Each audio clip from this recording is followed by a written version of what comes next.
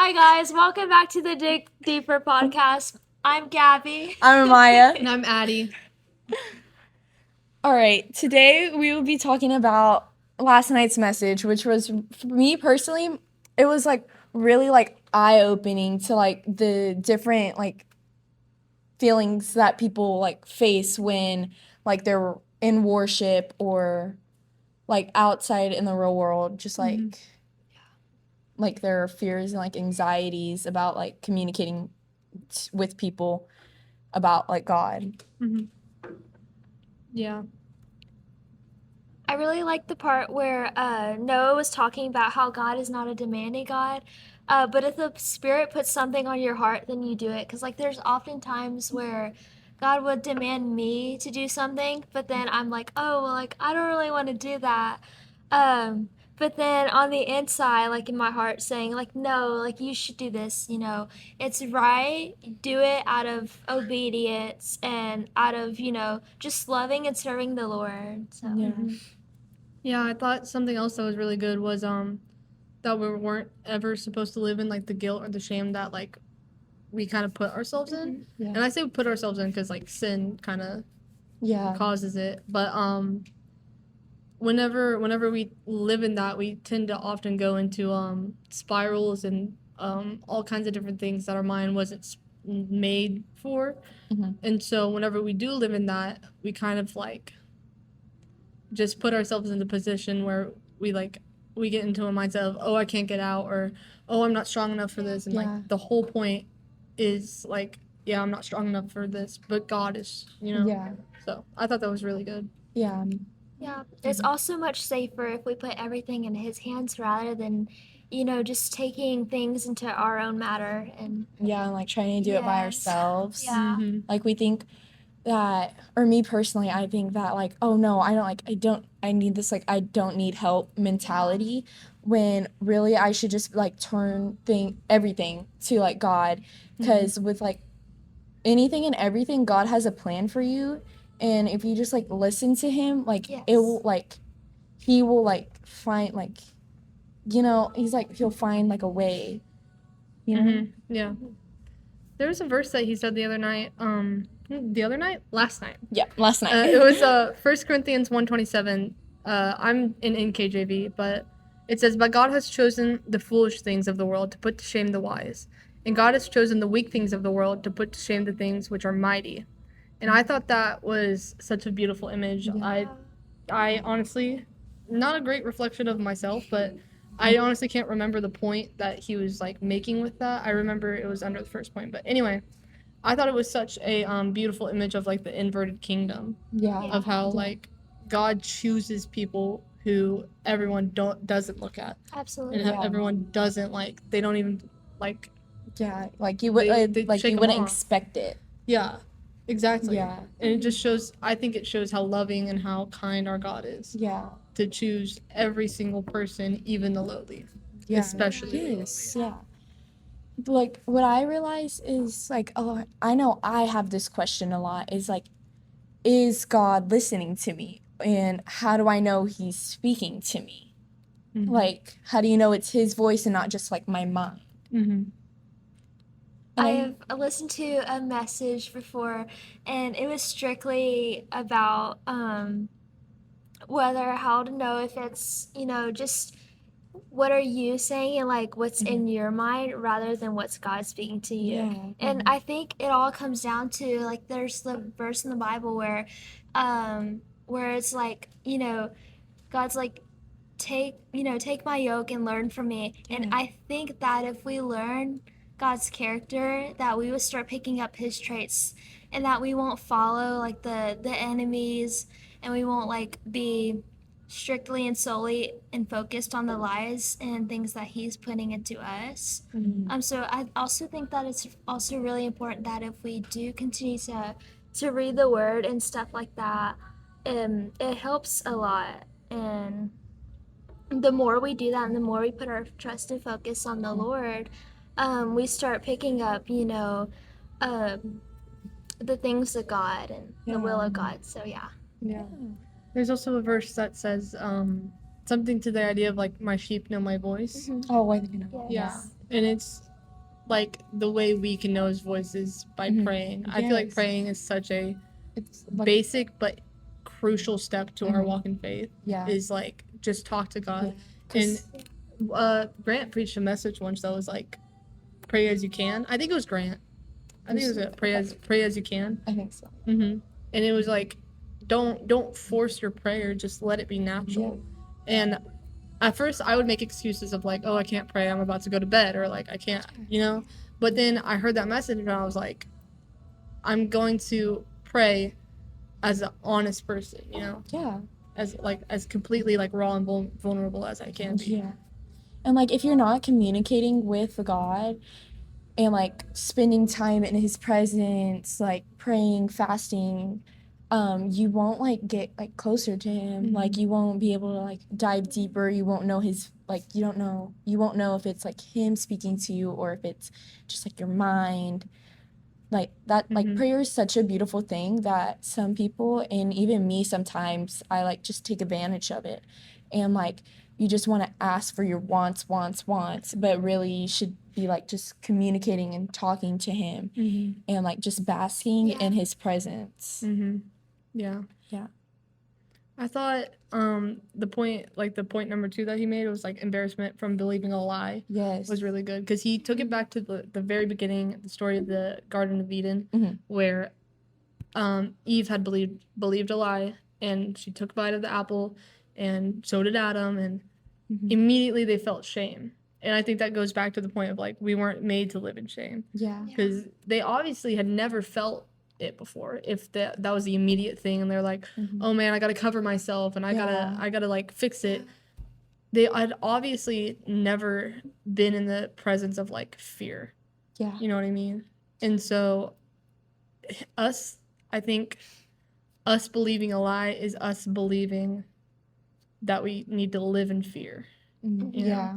In a way. Which like we shouldn't be like living and fearing like what's gonna happen next because like God always has a plan. Yeah. I feel like it's like such a like crazy chain of like events because I know that Sunday in Life Kids, us teens, we were teaching the kids on like Eve's like disobeying and like listening to the serpent, and then we come into Wednesday night message and it's just like it's like believing lies, and I just feel like it's just like so crazy how like God has like these like chains of events and you could see it because of like it's like a coincidence because we didn't know what Noah was gonna preach about.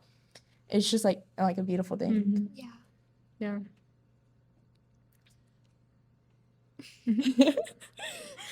There's like But the first thing Noah talked about, like the first point number 1, was the risk of embarrassment of what God is calling us to do.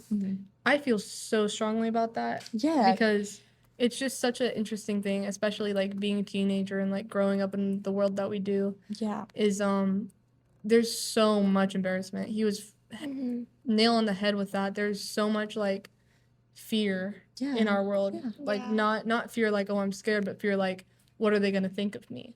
Yeah. There's very much when I first came to high school, I was like, oh, I'm coming to church. I'm so deep in my faith. And then I started my after school like extracurriculars. And I feel like in that after school, I felt like I was less in my faith because like some of the people I was around and like I started like turning away and getting embarrassed like when because I was the girl who, like, people, if they had questions about God or, like, the Bible, because there has been some times they'd, like, come to me because they knew I was, like, one of the most, like, deep in my faith. But I feel like it's, like, a crazy thing because the world that we live in, it's, like, you can get embarrassed, like, over the most, like, tiniest, itty-bittiest things. And especially that, I was, like, embarrassed to, like, bask in my faith and be like, "Oh my gosh, yes," or, like, embarrassed to, like, say the wrong words, and they'll be like, "Well, technically, it's not really like that in the Bible." I was like, all right, bro, yeah. Yeah. But that's the thing is, like, God never called us to, like, comfortability, and if we are comfortable, there is a problem. Yeah.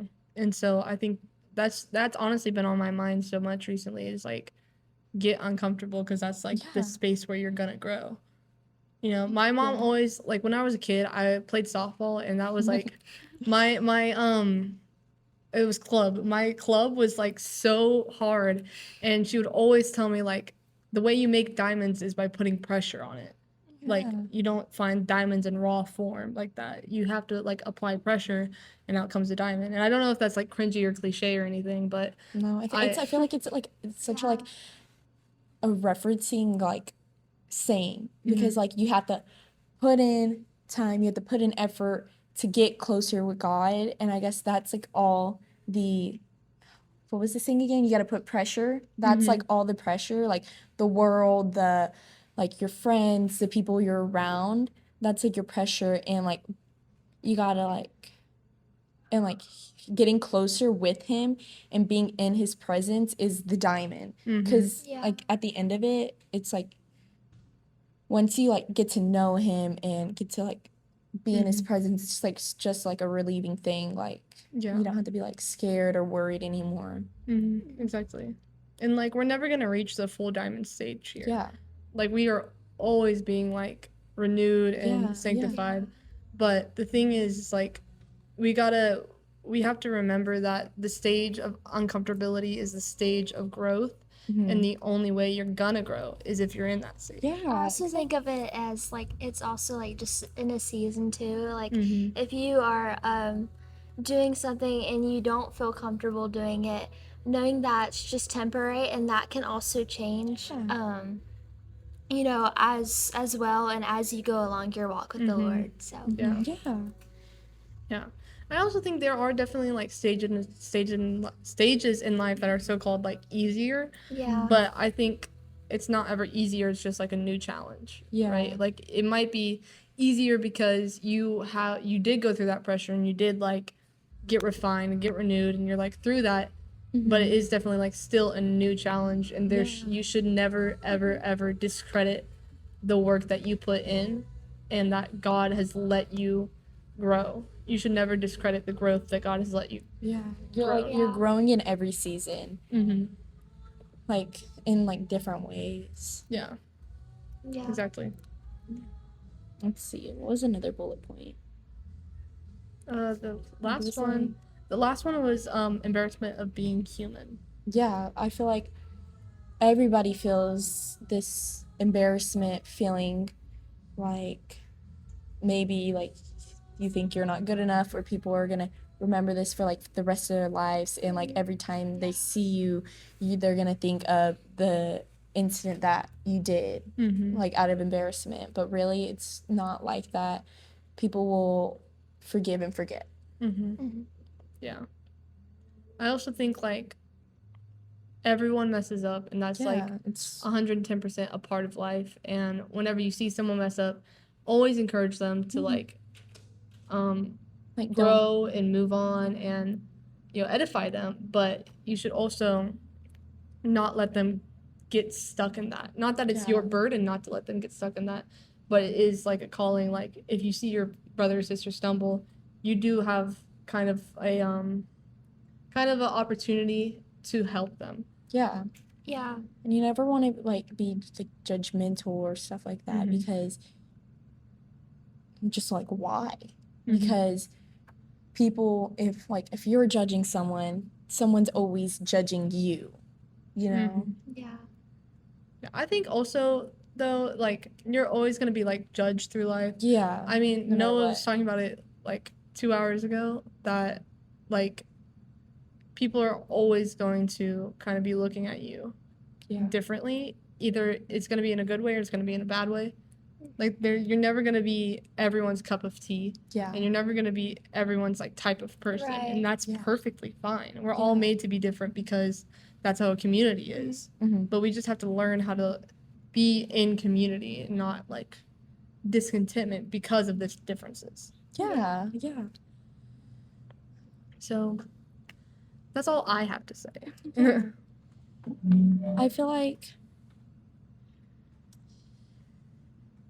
I don't know what I just feel like I'm coming off of this message because normally I'm just in and out of messages. Like I'm 5 minutes in it and then I'm like 10 minutes out of it.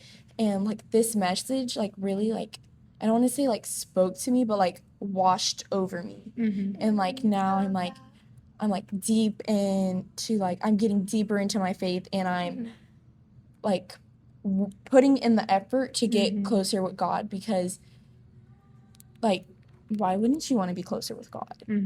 And I just like this whole like message, it just like it was like very like eye-opening, I want to say. It really was. Yeah, it was just like, because like the title was really like, when I heard the title I was like, that's embarrassing with a question mark.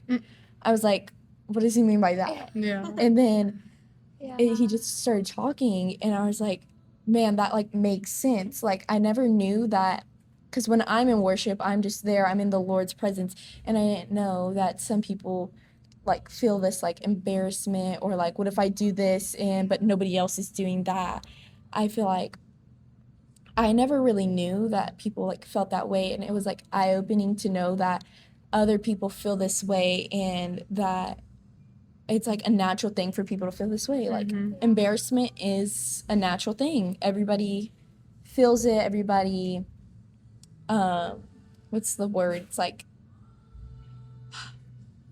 everybody feels it. Everybody like lives in embarrassment. Yeah. Like Everyone has experienced it. yes, it's like not like it. You are only feeling this like way because you did this. Like Yeah. And I also think I want to speak to that. You said you were like getting back into it, and I think that's a beautiful thing. Yeah. it's because like I grew up in the church, and I was like, oh, I'm always close with God. I was like, I don't need to Yeah. read. I thought I was like better than everybody, because like I don't need to read my Bible. I grew up in this church. I heard all these parables and stories.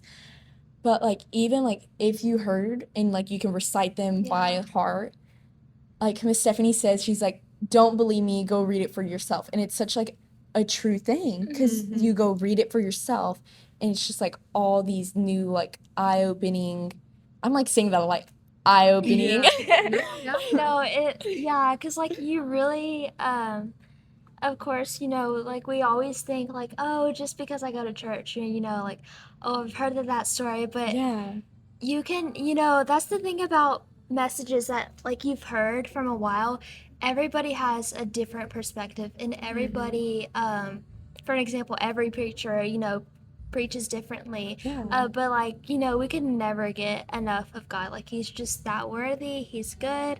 And as Christians, and it's really important that we continue to know the truth, um, because we are obligated to speak the truth, not just live in it. Yeah. Yeah. It's just like you have to read it for yourself to like deeply understand what he's trying to tell you in like that's like that parable, that parable. Yeah. Like No, yeah. What I wanted to say though is like our track coach always says like for long distance, because all part of track is hard. Every sport is hard in its own way. yes. Not saying that, but our long distance program is especially like we kind of have coaches that like zone in on it. Yeah. But anyway, our coach is always saying to our long distance people is like, if you're not gonna give me 100%, don't give me anything. Yeah. And I think I don't know, when you said like I'm getting back into it, Yeah. I thought of that, because I feel like Because I like don't know. the rest of my life I was like giving 50%, because I was going to church, I was worshiping the Lord, but I wasn't like getting like reading the word. Yeah. So it's like that 50% is missing, and like you don't know what God is trying to speak to you in that 50%. Exactly. You got to give him like all 110%, because you want to like I've been saying like bask in eye-opening a lot, but it's true. You like want to like bask in his presence, and you have to like go and take time, spend time with him. That's why people fast. I feel like fasting is such like a beautiful and like way to communicate with the Lord. Yeah. I think I thought of that whenever you said that, because it really came off as like you were really into it. And like I really, really admire that. It's like, I mean, taking like, let's say you skip lunch to like be in the presence of the Lord, and you're feeding your faith, you're feeding yourself, like not real food, not human food, but like the word of God. Mm-hmm. And I feel like that's what you need to live. Yeah, Like 100%. when I said that, the parable, it's not a parable, the woman at the well, the Samaritan at the well,